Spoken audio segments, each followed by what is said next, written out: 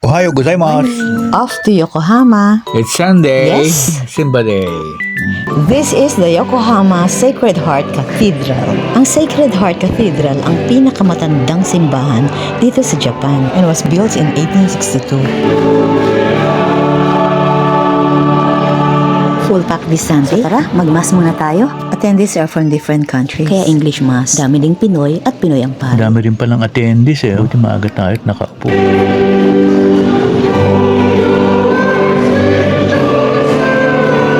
The last time we came here, closed ang church. So this is the first time na naka-attend kami ng mass. At nakakatuwa kasi after the mass, they announce and acknowledge ang mga first time So, attendees. napatayo kami. Galing. Maganda rin sana mag-join sa community choir nila. Toto practice pa yan kanina.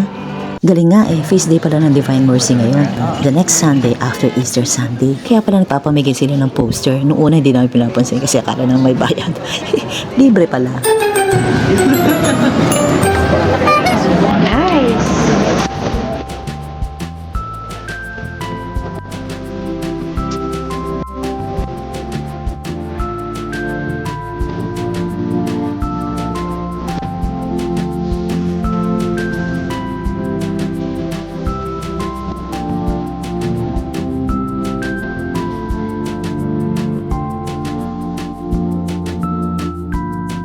Oh, saan ang punta? Real pala. So after ng Sunday Mass, since nasa Yokohama na rin lang kami, daanan nga natin ang kanilang historic waterfront warehouses.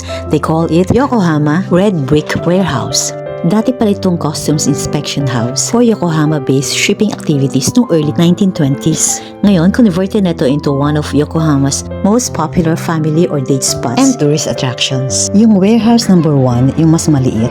It has several event halls for concerts, theater performances, exhibitions, and more na matatagpuan sa third floor. Sa second floor naman is a multipurpose space for galleries and other events. At ito ang first floor.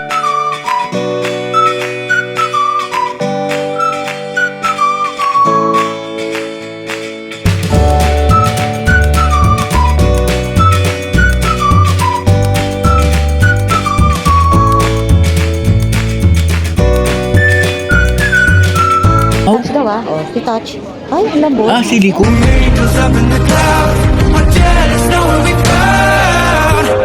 So, lalabas na kami. Marami namang seasonal events ang nagaganap dito sa may labas.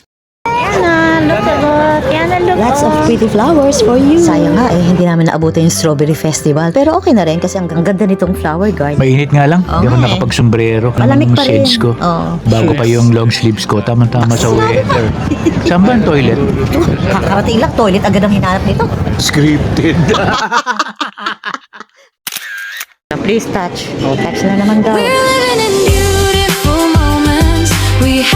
Puntahan naman natin ngayon ang building number 2. It houses approximately 40 shops na may kanya-kanyang unique concepts. Sa second floor, maraming characteristic interiors, jewelries, at mga good shops. Sa third floor naman at dito sa first floor, puro mga restaurants, cafes, and bars. Lalo na dito sa first floor, you can really feel close to the ocean from their open cafes, restaurant, and food court. At dahil nga weekend, napakaraming tao, so wala na kami maupuan dito sa picnic court. So we tried to eat here at Bill's, famous daw for the best breakfast in the world. Aber, masubukan nga. Nick, ang haba din pala ng pila.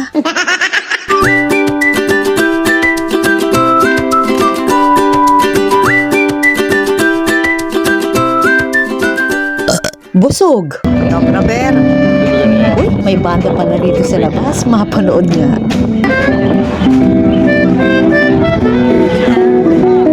Every time you are near. Yes. Ay, naiingit yung isa. Gusto mag-jam. Gusto maki-jam. Yay! Ay, gusto mag-jam. Gusto mag-jam. Paulit-ulit, so yeah. We are at Yokohama Red Brick House. Tara, ikot tayo. Dali. Aray. Halika na, nahilo na ako. Asal sila. Nahilo rin ako ah.